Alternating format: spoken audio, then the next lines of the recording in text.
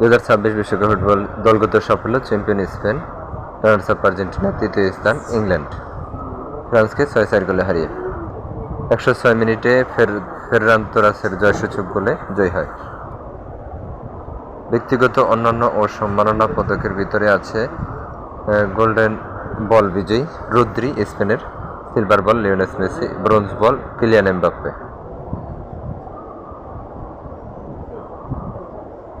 Golden boot সর্বোচ্চ গোলদাতা 10 গোল Kylian Mbappe মোট 2টা পুরস্কার পেয়েছে। Golden boot Lionel Messi, bronze boot Jude Bellingham, golden globe সেরা গোলরক্ষক উনাই সিমং।